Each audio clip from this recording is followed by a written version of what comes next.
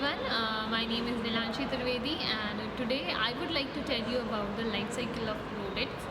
So here I have prepared a presentation on this topic.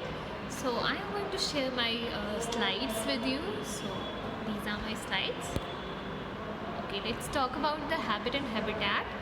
तो सबसे पहले हम लोग को पता होना चाहिए कि कोई भी एनिमल या जिसके बारे में हम स्टडी कर रहे हैं तो वो एनिमल जनरली आपको मिलते कहाँ पर है।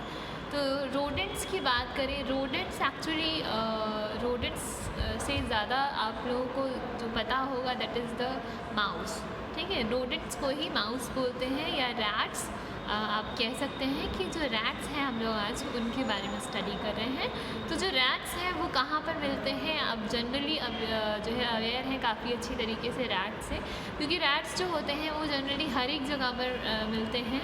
वो आपका घर हो या आपकी शॉप हो या रेलवे यार्ड्स हो या फिर जो है आपका किसी भी एरिया कैंटीन्स हो या कहीं पर भी एरिया जहाँ पर फूड का स्टोरेज होता है, या फिर आप फील्ड्स की बात करें, क्रॉप फील्ड्स की बात करें जहाँ पर जो है फूड सफिशिएंट अमाउंट में प्रेजेंट होता है, वहाँ पर जो रैट्स हैं या जो रोडेंट्स होते हैं वो जनरली आपको देखने को मिल जाएंगे। तो बात करते हैं हैबिट एंड हैबिटेट की। तो rats are well adapted to adjust themselves everywhere because they are provided with highly developed sense, smell, taste, hearing and touch. Thus they keep themselves away from their any type of danger.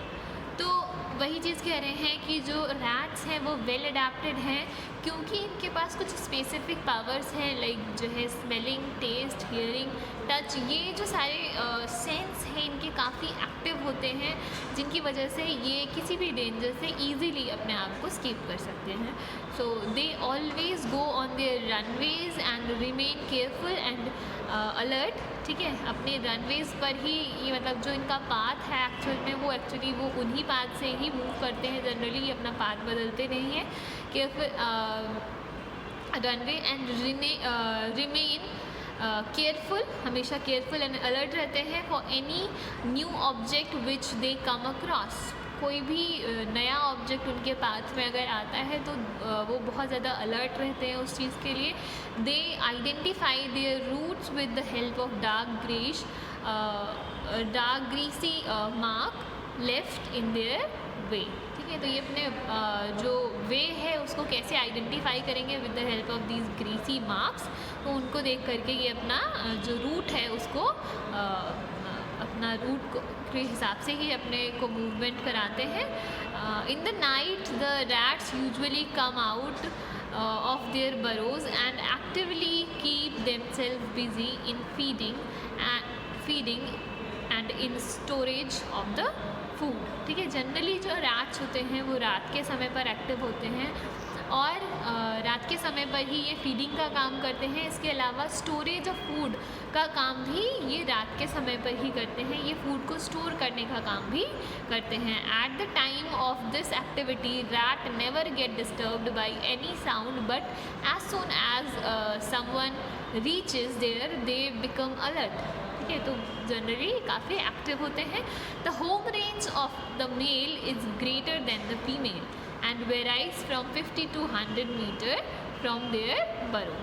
तो mail का और female की अगर comparison किया जाए तो mail और female में जो होम रेंज होती है, होम रेंज उसे बोलते हैं जो रेंज स्टोरेज जो होता है, फूड का स्टोरेज जहाँ पर है उस जगह से या जहाँ पर इनकी बरो बनाई गई है उस एरिया के चारों तरफ का जो डिस्टेंस है जहाँ पर फूड प्रेजेंट है उस रेंज को हम लोग होम रेंज कहते हैं। और देखा गया है कि मेल्स की एक्टिविटी जो है ज़्यादा दूर तक होती है और फीमेल जो है कम दूर तक ही एक्टिव होकर के वापस अपने बरों में आ जाती हैं। हम लोग यहाँ जो बात कर रहे हैं किसी भी स्पेसिफिक स्पीशीज़ की बात नहीं कर रहे हैं, इन जनरल हम लोग रैट्स की बात कर रहे हैं। तो ये चीज़ें आपको देखने को मिल सकती हैं होम रेंज के बाद की जो चीज़ें हैं। इसके बाद हैबिटेट के बाद जो स्ट्रक्चर मैंने यहाँ पर नॉर्मली दी हुई है, आप सभी काफ़ी अच्छे से अवेयर होंगे रैट्स के बारे में। तो पहले स्ट्रक्चर में आप देख सकते हैं कि इसका एक हेड होता है, ट्रंक है, टेल है। ठीक है, इसके अलावा इसके अपेंडेजेस प्रेजेंट हैं यहाँ पर। इसके अलावा जो हेड रीजन है वहाँ पर जो है इसके ईयर्स प्रेजेंट हैं, आईज प्रेजेंट होती हैं, नॉस्ट्रल्स प्रेजेंट होते हैं। इस तरीके से सेंस के लिए आपके चीज़ें यहाँ पर प्रेजेंट होंगी। इसके अलावा जो सेकेंड इमेज आप देख सकते हैं यहाँ पर ये डैमेज कर रहा है किस तरीके से, तो ये आपकी रैट की स्ट्रक्चर हो गई। इसके बाद फॉर्मेशन ऑफ बरो की बात कर लेते हैं कि किस तरीके की बरोज़ ये बनाते हैं और कितनी डेप्थ में ये हो सकती हैं, कैसे टाइप की हो सकती हैं, इन सब चीज़ों के बारे में हम लोग इसमें बात करेंगे। तो before the formation of the burrow the rat survey the field, ठीक है, सबसे पहले सर्वे करते हैं फील्ड का। फिर क्या करते हैं, position of the crop and humidity in the soil. क्या सर्वे करेंगे कि क्रॉप की पोजीशन कहाँ पर है, कितनी ह्यूमिडिटी सॉइल में प्रेजेंट है। The house rats dig their burrow in well sheltered place nearer to store houses of grain, where as fields arm from their burrow in the middle area of the densely grows crop। देखिए जो home या house rat होते हैं, जो घरों में मिलने वाले रैट्स हैं, वो जनरली अपनी बरोज ऐसी जगह पे बनाते हैं जहाँ पर स्टोरेज, फूड का स्टोरेज होता है, उसके आसपास ही जो रैट्स होते हैं वो अपनी बरो बना करके रहते हैं। कभी कभी बरो नहीं भी बनाने की ज़रूरत पड़ती है, ऐसी कुछ जगहें होती हैं जहाँ पर ये अपने आप को शेल्टर दे देते हैं। जैसे कि कई सारी ट्रंक्स होती हैं हमारे घर में, कई सारी चीज़ें ऐसी होती हैं जहाँ पर कुछ बॉक्सेस हो गए जिनके अंदर ये अपने आप को जो है छिपा लेते हैं, अपना जो है अपनी बरो एज अ बरो उसको यूज़ कर लेते हैं। और अगर मे बी बरो बनाते हैं तो ऐसी जगह पर बनाएंगे जहाँ पर उसके पास में फूड की अवेलेबिलिटी बहुत अच्छे से हो। और जो आपके क्रॉप लैंड के जो रैट्स होते हैं वो जनरली बरोज़ वहीं बनाएंगे जहाँ पर अच्छा खासा अमाउंट में क्रॉप प्रेजेंट होती है, ठीक है। तो यही चीज़ है, they make a number of openings. जो बरो होंगी उसमें कई सारी ओपनिंग्स हो सकती हैं, 2 से 42 ओपनिंग्स तक हो सकती हैं। एंड चैम्बर्स हो सकते हैं, wise breeding chamber, storage chamber in the field burrow with depth of 0.3 to 1.5 metre in diameter and 0.03 to 0.685 metres, ठीक है। तो ये इसकी जो है डेप्थ के बारे में बता रहे हैं कि जो बरो हो सकती है वो इतनी डेप्थ तक हो सकती है, लेंथ इनकी इतनी हो सकती है। The length of the burrow is up to 40 metres with variation in the shape, size and depth pattern according to the nature of the rat species। तो different rat species के according जो size of burrow या depth of burrow या pattern of burrow है वो differ कर सकता है। इसके बाद है the amount of food grain collected from a single burrow of Bandicota species was 0.035 to 5.94 kg, highest of all the other species. जो बैंडिकोटा स्पीशीज़ होती है माउस की या रैट की, वो काफ़ी ज़्यादा अमाउंट में जो है फूड को स्टोर करने की कैपेबिलिटी रखती है। सबसे ज़्यादा जो अमाउंट उसका स्टोरेज देखा गया है दैट इज़ 5.9 kg, 94 kg तक जो है देखा गया है कि ये फूड को स्टोर कर लेते हैं, जो कि सबसे ज़्यादा है स्पीशीज़ में अगर कंपैरिजन करें तो। Thus the main aim of the burrow formation is protection। बरो फॉर्म करने का मेन एम क्या है, प्रोटेक्शन प्रोवाइड करना खुद को, फेवरेबल माइक्रो क्लाइमेट देना खुद को, स्टोरेज ऑफ फूड का स्टोरेज करना, एंड ब्रीडिंग फैसिलिटीज़ यानी कि ब्रीडिंग के लिए प्रॉपर स्पेस का होना, ठीक है। ये सारी चीज़ों के लिए ही ये अपनी बरो को फॉर्म करते हैं। It is interesting that the temperature of the burrow is lower in summer and higher in winter. ना समर्स में जो टेम्परेचर बरो का होता है वो लोअर होता है और विंटर्स में इनका जो टेम्परेचर होता है वो हायर होता है। After observing a large number of burrows it was found that 6 type of burrows pattern exist. 6 तरीके के बरो पैटर्न देखने को मिलते हैं। कौन कौन से, blunt, short, single opening, blunt होती हैं, शॉर्ट होंगी, सिंगल ओपनिंग होगी, blunt, long, single opening, blunt, ramified with single opening. Ramified means होता है कि अंदर ही अंदर ब्रांचेस डेवलप होती हैं बट ओपनिंग एक सिंगल होगी, ठीक है। तो blunt, ramified with single opening. U type, सिर्फ यू शेप्ड में बरो डेवलप कर लेना। रेमिफाइड वही चीज़, नीचे ब्रांचिंग होगी, ऊपर में आपका ओपनिंग हो सकती है। इंटर कम्युनिकेबल, मतलब एक दूसरे से कम्युनिकेट करने वाली, नीचे फर्दर ब्रांचेस हैं और हर एक जहाँ से घुसे दूसरे वाले बरों में पहुँच गए। इस तरीके से इंटर कम्युनिकेबल बरोज भी यहाँ पर आपको देखने को मिलती हैं। The burrows fauna and flora consist of earthworm, मतलब इनकी बरों में कौन कौन रह सकता है, इनके साथ में अर्थवर्म्स भी होते हैं, क्रिक्स भी होंगे, ईयरविंग्स भी, beetles, ants, pseudoscorpions, millipedes, mites वगैरह, ये सारी ही जो एनिमल्स हैं ये इनकी बरोज़ में मूव करते हुए मिलते हैं। और ये आपकी बात हो गई इसकी बरों की। अब बात करते हैं मूवमेंट ऑफ रैट कि जो है कैसे ये मूवमेंट करते हैं, इनका क्या क्राइटेरिया होता है। तो just after harvesting of crop, जैसे ही हार्वेस्टिंग हो जाती है क्रॉप हटा ली गई, हार्वेस्ट कर ली गई, तब क्या हो गया, वो अनफेवरेबल कंडीशन हो गई क्योंकि यहाँ पर फूड की अवेलेबिलिटी कम हो जाती है। In unfavourable climate condition due to shortage of food material in a particular area and other factor causes the migration of the rat from one store to other or from one field to other। ठीक है, तो ये reason हो सकता है उनके migrate करने का कि फूड अवेलेबिलिटी कम है, तो एक फील्ड से दूसरे फील्ड या एक जगह से दूसरी जगह पर ये माइग्रेट करते हैं। द माइग्रेशन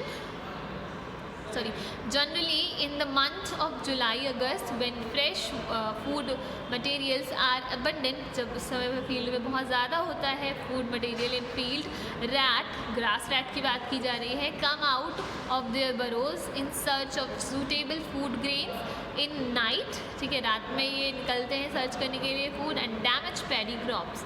ठीक है, पैडी क्रॉप को काफ़ी डैमेज करेंगे। The average distance travelled by grass rat was found to be 75.6 metres in 20 minute. तो मूवमेंट जो है इनका काफ़ी स्पीड में होता है, 20 मिनट के अंदर ये 75.61 मीटर तक ये मूव कर सकते हैं। The maximum distance recorded at the time of the migration is 551 metres in field. ठीक है, ये सबसे ज़्यादा डिस्टेंस रिकॉर्ड की गई है। इट कवर्स बाय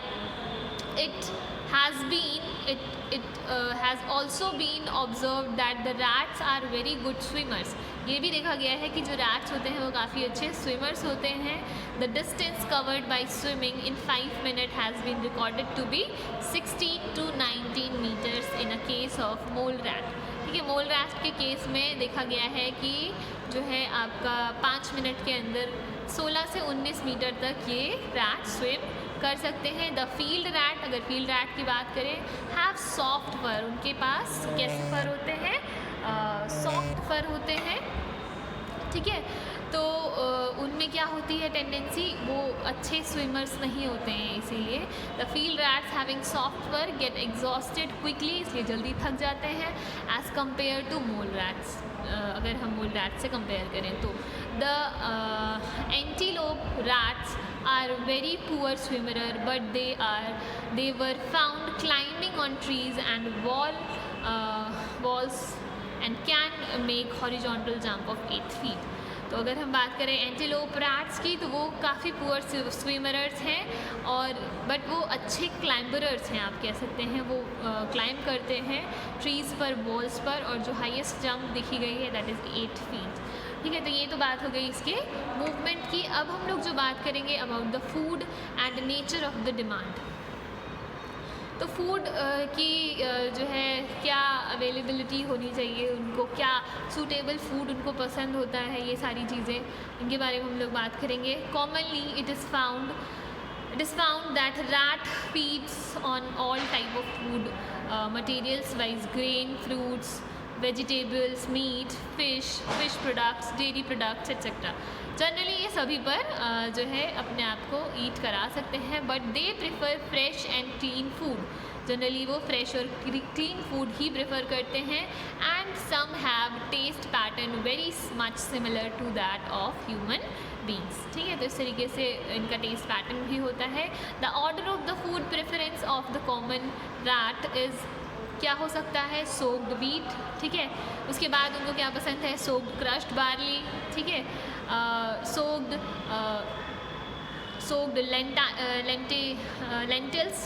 लेंटिल्स ये जो होती है मसूर की दाल जो होती है इसको हम लोग बोलते हैं, सोक्ड क्रश्ड मेज, ठीक है, सोक्ड मिलेट्स आई थिंक बाजरा होता है, ठीक है, soaked millets, soaked rice.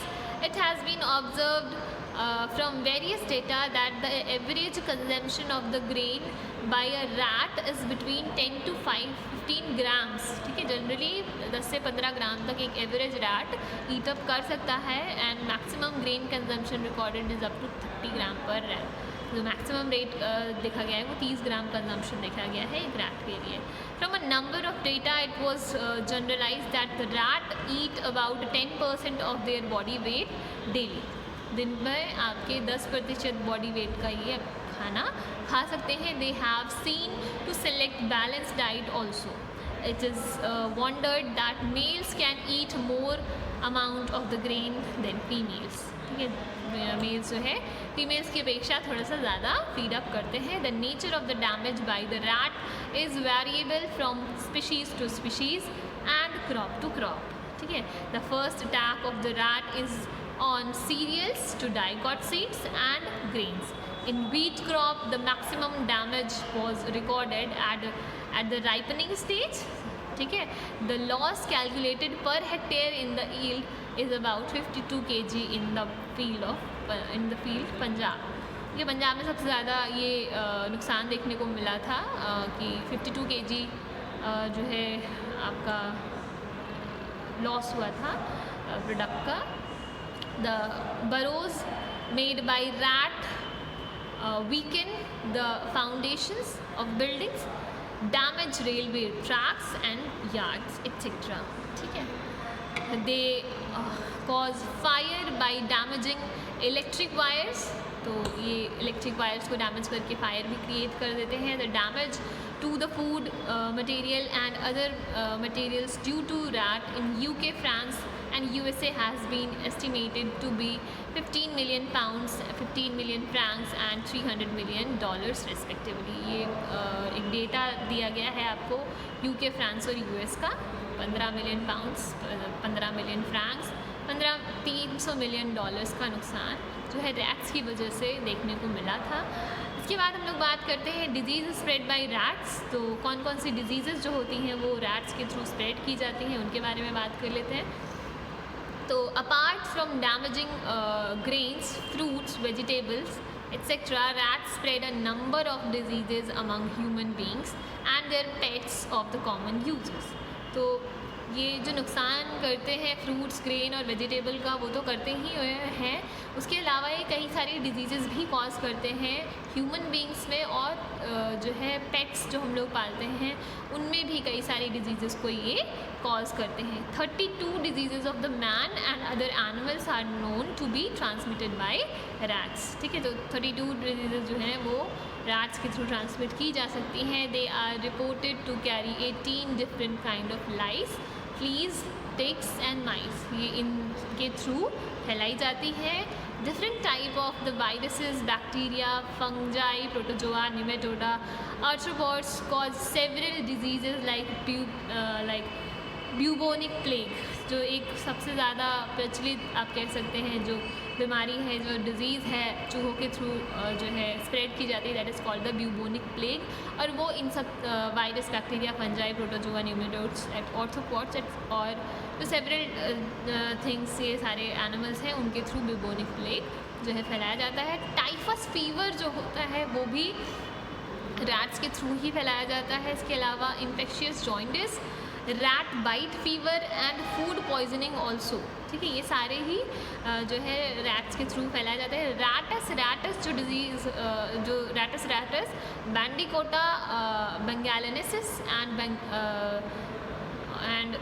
Tetra indica are carrier of bubonic plague. ये जो स्पीशीज़ दे रखी हैं Rattus Bandicota bengalensis and Tatera indica, ये कैरियर होते हैं ब्यूबोनिक प्लेग के। ठीक है, जो कि काफ़ी वेल नोन डिजीज़ है ब्यूबोनिक प्लेग। इसके बाद हम लोग लाइफ साइकिल की बात करते हैं, तो कैसे क्या ये जो है इनकी लाइफ साइकिल होती है। तो for the effective control measure, an idea about of the life history of rat is essential. After after maturation rat start living in separate burrows, ठीक है। मैचुरेशन के बाद ये सेपरेट बरो में रहना शुरू करते हैं। In case of Bandicota bengalensis the peak period for the breeding in 2 season, that means March to May and August to October. तो इस स्पीशीज़ की बात करें तो मार्च से मई और अगस्त से अक्टूबर का जो सीज़न होता है, ये जो 2 सीजन्स हैं, ये इनका ब्रीडिंग पीरियड होता है। After the age of 3 to 6 month, 3 से 6 मंथ बाद दे स्टार्ट ब्रीडिंग स्टार्ट करते हैं। And gestation period last from 21 to 25 days, मतलब इस पीरियड में, गैस्ट्रेशन पीरियड में ये चाइल्ड को बर्थ करते हैं। 21 से 25 दिन का गैस्ट्रेशन पीरियड होता है। The female produce 8 to 10 young ones in a litter, but maximum number of the young ones recorded is 22, ठीक है। जनरली जो है 8 से 10 तक यंग वंस जो है बर्थ दिए जाते हैं एक बार में, बट जो सबसे ज़्यादा मैक्सिमम रिकॉर्ड किया गया है दैट इज़ 22, ठीक है। इसके बाद है young ones produced are hairless. जो यंग वंस होते हैं वो हेयरलेस होते हैं, उन पे बाल नहीं होते हैं, रेडिश होते हैं या पिंकिश आप कह सकते हैं होते हैं, एंड विद क्लोज्ड आइज़, उनकी आंखें भी कैसी होती हैं, बंद होती हैं। After 2 weeks of birth, 2 week के बाद बर्थ के देयर आइज़ ओपन, आंखें खुलती हैं, and they begin to feed on the grains, ठीक है। आफ्टर 3 वीक्स, उसके बाद ये 3 वीक्स के बाद ये ग्रेन्स पर फीड अप करते हैं। The sex ratio is generally found to be 50-50, ठीक है। जनरली सेक्स रेशियो जो है वो 50-50 है। The life span of an adult female is longer than the male. तो फीमेल्स का लाइफ स्पैन मेल की अपेक्षा काफ़ी ज़्यादा होता है। और रेशियो जनरली जो सेक्स रेशियो है मेल और फीमेल का वो 50-50 होता है। डिफरेंट स्पीशीज़ में डिफरेंट जो है सेक्स रेशियो भी आपको देखने को मिल सकता है। अब हम लोग इसके इकोलॉजिकल स्टेटस की बात कर लेते हैं। तो द इकोलॉजिकल स्टेटस या ecological study gives a clear picture about the interaction of the rat with the nature, ठीक है। Cat, snake, mongoose, owls and some other birds use the rats as their food। तो generally ये सारे animals जो है rat को as a food use करते हैं। तो इसका इकोलॉजिकली इसकी काफ़ी इम्पोर्टेंस है, क्योंकि एज अ फूड ये यूज़ किया जाता है। Thus the rat also at important place in the ecological link, ठीक है, इसलिए काफ़ी इंपॉर्टेंस रखता है। Our aim should therefore not to be eradicate, इनको हम लोगों को इरेडिकेट करने का एम नहीं होना चाहिए, एकदम ख़त्म करने का एम नहीं होना चाहिए the rat completely, but to reduce the rat population, ठीक है। तो रैट की पॉपुलेशन को हमें कम भले करना चाहिए, बट इन्हें इरेडिकेट ही नहीं करना है, क्योंकि एक काफ़ी अच्छा ये अपना प्लेस रखते हैं, इकोलॉजिकल स्टेटस रखते हैं अपना।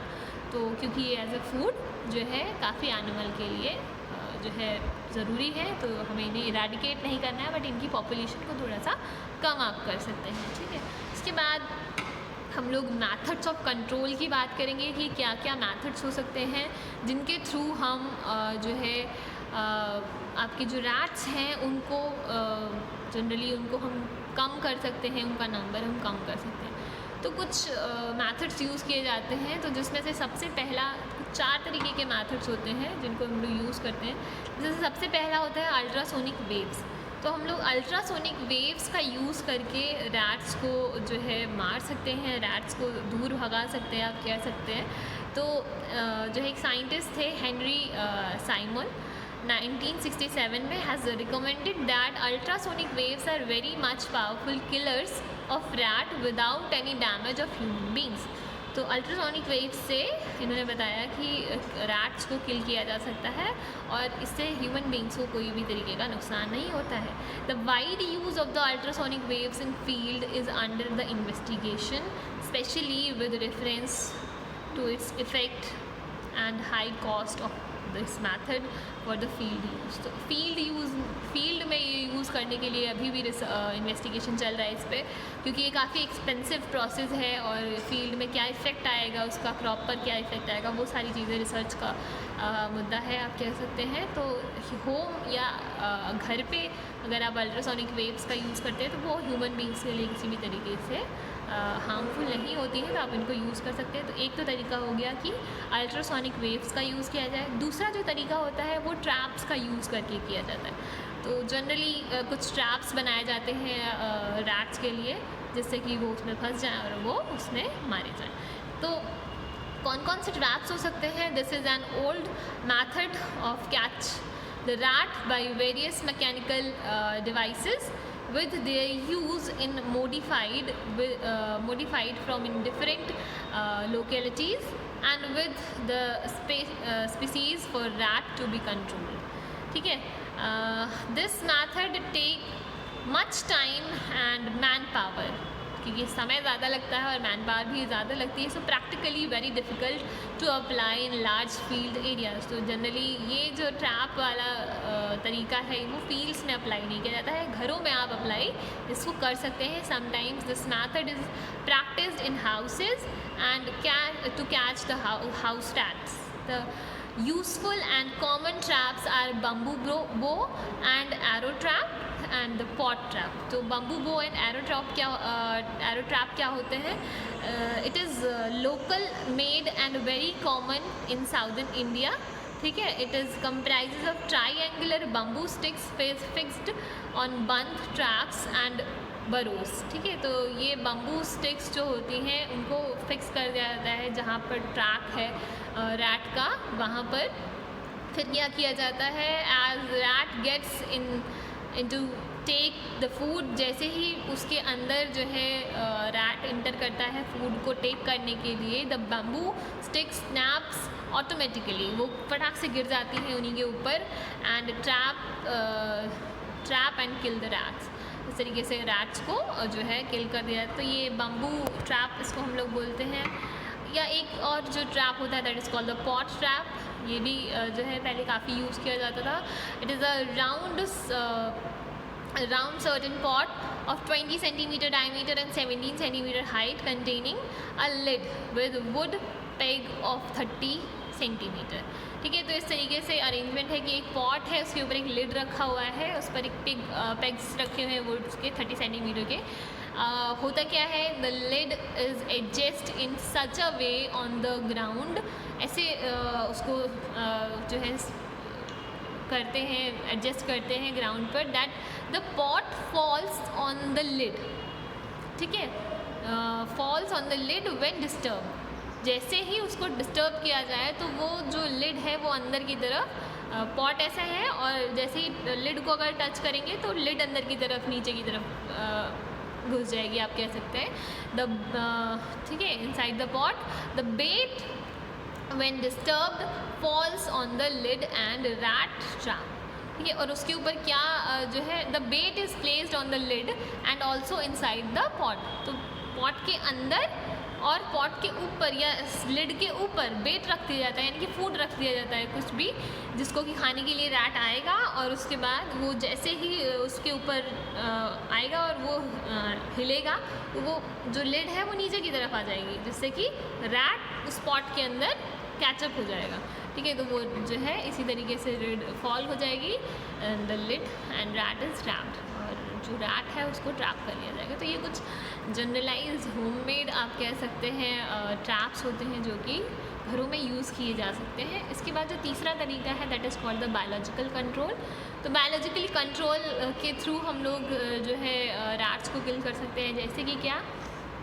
The natural enemies like cats, terrors, snakes, mongoose and a number of birds are predator of rats in the houses and the fields। तो ये सारे जो एनिमल्स हैं ये क्या है? रैट के प्रीडेटर हैं। ठीक है, cats are very much common in houses and also go to the neighbouring fields in search of their prey. ठीक है, तो कैट्स जो होती हैं वो जनरली काफ़ी फाउंड ऑफ होती हैं आपके जो रैट्स होते हैं उनके लिए, तो वो उसकी सर्च में जो है घूमती रहती हैं। जो रैट्स होती हैं they catch the rats very actively, बहुत एक्टिवली जो है रैट को ये कैचअप करती हैं। It also it is also found that in some offices cats are kept as pet specially for rats. तो ये देखा गया है, ये कई सारे ऑफिसेज में रैट्स को ईटअप करने के लिए कैट पाली जाती है। ठीक है। Of all the predator snakes are traditionally regarded as the most effective predator, ठीक है। इसमें से स्नेक्स भी जो होते हैं वो काफ़ी इफेक्टिव प्रेडेटर होते हैं रैट के, ऑफ द फील्ड रैट्स में, and also of the house rat. Some birds like kite, owl and hawk are active predator of rat in the field. ये सारे भी एनिमल्स एक्टिव प्रेडेटर होते हैं rat के, कहाँ पर? फील्ड में। It is surprise that rats are eaten by human being also. तो ये भी एक फैक्ट है कि ह्यूमन बींग्स, कई सारे ऐसी कंट्रीज़ हैं जहाँ पर रैट्स को खाया जाता है, एज अ फूड टेक किया जाता है, ठीक है। तो ये तो बायोलॉजिकल कंट्रोल हो गया। तो 3 तरीके हो गए। पहला तो हो गया अल्ट्रासोनिक वेव्स के थ्रू हम कंट्रोल कर सकते हैं। दूसरा जो मेथड हो गया ट्रैप्स के थ्रू हम लोग कंट्रोल कर सकते हैं। तो तीसरा मेथड था that is biological control, biologically हम लोग कंट्रोल कर सकते हैं। चौथा जो मेथड होता है that is cultural control. Cultural control में क्या होता है, हम लोग क्रॉप को अल्टरनेट क्रॉपिंग करते हैं, जिसमें से क्या होता है कि अगर वहाँ पे क्रॉप नहीं है या कोई दूसरा क्रॉप हम लोगों ने लगा रखा हुआ है, तो वहाँ से जो रैट्स होते हैं वो माइग्रेट कर जाते हैं। तो ये उसको हम लोग बोलते हैं cultural control.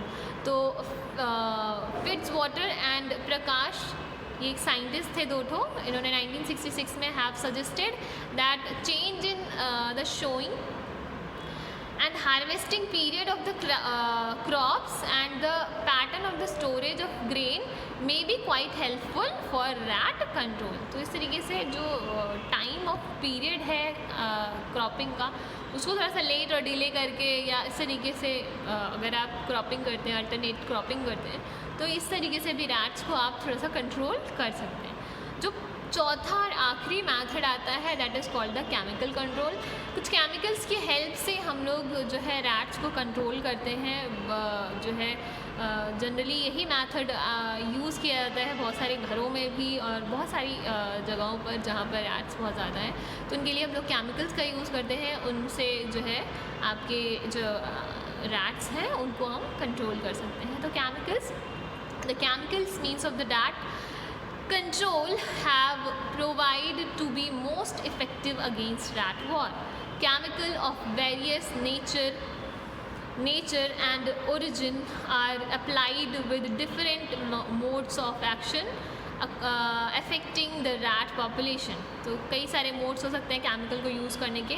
They are generally being used in the form of fumigants. कौन कौन से फॉर्म में आप यूज़ कर सकते हो? फ्यूमिगेंट फॉर्म में यूज़ कर सकते हो, यानी कि एज ए स्प्रे टाइप आप कह सकते हो कि स्प्रे, कुछ केमिकल्स का स्प्रे करके जो है रैट्स को किल अप किया जा सकता है, जिन्हें हम लोग फ्यूमिगेंट्स बोलते हैं। अट्रैक्टेंट्स और रिपेलेंट्स, मतलब कुछ केमिकल्स का यूज़ करके हम रैट्स को अट्रैक्ट कर सकते हैं या रिपेल कर सकते हैं। इस तरीके से जो है केमिकल्स का यूज़ किया जाता है। फिर है कीमो स्टेराइलेंट, मतलब केमिकली रैट को स्टेराइल कर देना कि वो आगे फर्टिलिटी नहीं कर पाए, मतलब वो रिप्रोडक्शन ही परफॉर्म ना कर पाए। तो कुछ केमिकल्स का यूज़ करके रैट्स को स्टेराइल करना, वो आता है कीमो स्टेरिलिटी के अंदर। एंड रोडेंटिसाइड्स में जनरली पॉइजन होता है जिसको रखा जाता है, कुछ ऐसे केमिकल्स हैं जिनको फूड या बेट में जो है मिक्स करके रख दिया जाता है, जिससे कि जब वो ईट अप करें तो वो उसे खा करके मर जाए। तो इस तरीके से कुछ केमिकल्स का यूज़ करते हैं। तो कुछ फ्यूमिगेंट्स के बारे में हम लोग बात कर लेते हैं, तो कौन कौन से फ्यूमिगेंट्स हो सकते हैं। The most effective fumigants for rats are calcium cyanide, ठीक है, कैल्शियम साइनाइड हो सकता है, carbon monoxide, carbon dioxide, and some other chemicals like methyl bromide, ethylene dibromide and aluminium phosphate are also used as a fumigants. तो इन सब chemicals का use किया जा सकता है एज अ फ्यूमिगेंट्स, मतलब इनको स्प्रे कर दिया जा सकता है उनकी बरों में या जहाँ पर स्पेसिफिकली रैट्स प्रेजेंट होते हैं वहाँ पर, ठीक है। इसके बाद है अट्रैक्टेंट एंड रिपेलेंट। अट्रैक्टेंट यानी कि अट्रैक्ट करना, रिपेलेंट यानी कि दूर भगाना। तो कुछ ऐसे केमिकल्स हैं जो उनको अट्रैक्ट करते हैं और कुछ ऐसे केमिकल्स हैं जो उनको रिपेल करते हैं। तो वही है, very little work has been done on the attractants and repellents. इन पर काफ़ी कम काम हुआ है with regard to the rat control. The attractants for the rats are क्या हो सकते हैं? सैफ्रॉन, केवड़ा, ठीक है, एंड खस, लेमन एक्सेट्रा, ये सारे जो चीज़ें हैं इनका यूज़ करके आप उनको अट्रैक्ट कर सकते हो। And with the help of these attractants one can first attract the rats either in house में अट्रैक्ट कर सकते हो, और इन the field and kill them mechanically और बाय गिविंग देम पॉइजन बेट। ठीक है, अट्रैक्ट करके उनको पॉइजन बेट खिला करके मार सकते हैं, या मैकेनिकली भी उनको जो है किल अप किया जा सकता है। तो ये अट्रैक्टेंट्स हो गए। इसी तरीके से रिपेलेंट होते हैं, अ number of compound namely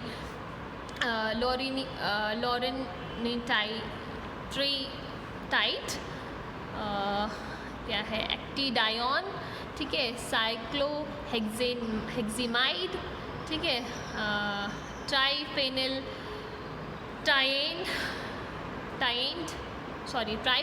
tinned and है maltene thione have been reported to have worked as repellent. मतलब ये सारे जो केमिकल्स हैं, थोड़े से डिफ़िकल्ट नेम हैं इनके, तो ये सारे जो केमिकल्स हैं इनका यूज़ एज अ रिपेलेंट किया जाता है। With these repellent one can keep this rat away from the field और फ्रॉम द हाउस टेम्पोरली। ठीक है, टेम्पोरली मतलब जो है आपका ये, आप इनसे निजात पा सकते हैं, बट मे बी रैट्स का नेचर होता है वो वापस से आ जाते हैं। तो ये हो गया। इसके बाद जो तीसरा आ रहा है दैट इज़ द कीमोस्टेराइलेंट। तो कीमोस्टेराइलेंट मतलब कुछ केमिकल्स का यूज़ करके हम उन्हें स्टेराइल कर देते हैं। तो यही चीज़ इसमें लिखी भी हुई है कुछ। The oral feeding of furadantin and colchicine have been found to cause sterile in male and female of Bandicota bengalensis respectively।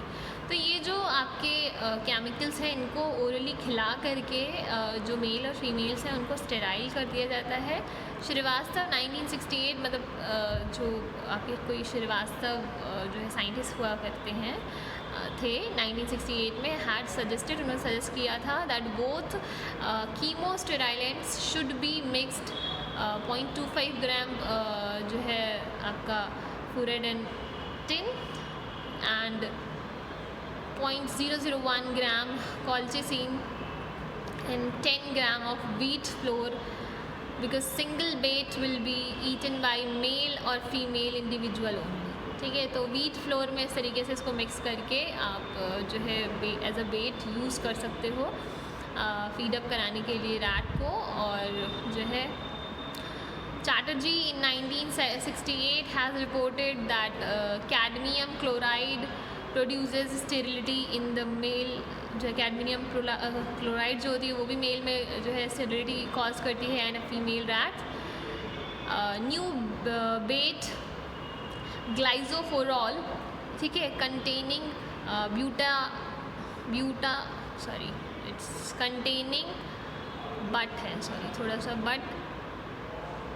बटेनडायोल। ठीक है, यहाँ पे शायद कुछ थोड़ी सी गलती हो गई है, सल्फोनिक एसिड वगैरह लिखा हुआ है यहाँ पर। ठीक है, तो कुछ आपके केमिकल्स हैं उनको यूज़ यहाँ पर दिया हुआ है। Ester has been formulated for the sterilisation of the rat. मतलब ये जो सारे केमिकल्स के नाम दिए रखे हुए हैं, इन सारे केमिकल्स को यूज़ करके रैट्स को क्या किया जाता है, स्टेराइल किया जाता है। ठीक है, इसके बाद है the chemosterilants affect the different ways. कई तरीके से ये जो है अफेक्ट कर सकते हैं बॉडी को। That means it may prevent the development of the gonad in immature rats. ठीक है, तो ये डेवलपमेंट को जो है गोनाड्स का डेवलपमेंट रोक सकते हैं। ठीक है, ऑफस्प्रिंग में नॉट अटेन सेक्शुअल मेच्योरिटी, कई जब ऑफस्प्रिंग में सेक्शुअल मेच्योरिटी ना आना। ठीक है, प्रेग्नेंट फीमेल्स में प्रोड्यूस स्टेराइल यंग वंस, या तो स्टेराइल यंग वंस प्रोड्यूस करेंगी females. Sperms of adult mail में बी अनेबल टू मूव। ठीक है, ऐसा भी हो सकता है कि जो स्पर्म्स हों वो मूव ना कर पा रहे हों। ठीक है, तो ये सारे ही इफ़ेक्ट होते हैं इन जो केमिकल्स हैं उनका, कि ये स्टेरिलिटी कॉज करते हैं ये सारे chemicals. The bait should be palatable. जो बेट होता है जिससे आप फूड दे रहे हो वो कैसा होना चाहिए, पैलेटेबल होना चाहिए, मतलब टेस्टफुल होना चाहिए, सो दैट में ईजिली फीड ऑन इट, जिससे कि वो आसानी से उस पर फीड अप कर सके। The other chemosterilants are also being used for rat control. कौन कौन से और हैं स्टेराइडेंट्स जो है स्टेरिलेंट्स जो हैं वो क्या हो सकते हैं, ऑयल्डेन हो सकता है, ओलिडेन है, इनोविड है, टेपा है, यूरेसिल है, मॉर्जिड है, नॉरल्यूटिन है, ठीक है, एफामाइड है एंड नेलेवर। ये सारे जो है केमिकल्स हैं जिनका यूज़ जो कि एज अ कीमोस्टेराइलेंट किया जा सकता है, ठीक है। इसके बाद जो है लास्ट आती है जो केमिकल जिसको हम लोग बोलते हैं रोडेंटिसाइड, यानी कि कई सारे ऐसे केमिकल्स हैं जिनको बेट में मिक्सअप करके जो है इसे एज अ जो है रोडेंटिसाइड या जो है इसको यूज़ किया जा सकता है for the killing of rat. तो the chemicals used as poison for the control of rats are commonly termed as rodenticide, ठीक है, उन्हें हम लोग रोडेंटिसाइड बोलते हैं। As the rat also is a rodent, ठीक है। A large number of a rodenticide are available in the market. बहुत सारे रोडेंटिसाइड्स मिलते हैं मार्केट में। The rodenticides are group in acute and chronic poison, जो है इसमें कई एक्यूट क्रोनिक पॉइजन है। The common acute poison are, कौन कौन से पॉइजन हो सकते हैं रोडेंटिसाइड्स में, आर्सेनिक ट्राइऑक्साइड हो सकता है, बेरियम कार्बोनेट हो सकती है, जिंक फॉस्फाइड हो सकती है, फ्लूरो एसीटेट हो सकता है, पॉइजन बेटिंग, ठीक है, वो ये सारे हो सकते हैं। इसके अलावा पॉइजन बेटिंग की अगर बात करें तो क्या होती है पॉइजन बेटिंग, मतलब पॉइजन को मिक्सअप करना बेट में यानी कि फूड में, ठीक है। तो poison baiting for successful rat control programme, rodenticides are use in the form of poison for food bait, ठीक है, फूड में मिक्सअप करके इन रोडेंटिसाइड्स को दिया जाता है। For poison baiting one should be fully aware of the burrows of that area. तो आप जब भी रोडेंटिसाइड्स का यूज़ करते हैं तो आपको काफ़ी अच्छे से पता होना चाहिए कहाँ पर इनका जो है इनके जो बरोज़ होते हैं वो हैं, और देन उन्हीं बरोज़ में आप उस बेट को वहाँ पर रख दीजिए, जिससे कि जब वो ईटअप करेंगे देन उसके बाद उसको खाते ही वो जो है मर जाएंगे। तो कुछ केमिकल्स हैं जिनका यूज़ इस तरीके से किया जाता है रैट्स को कंट्रोल करने के लिए। So thank you so much for watching this video. Thank you.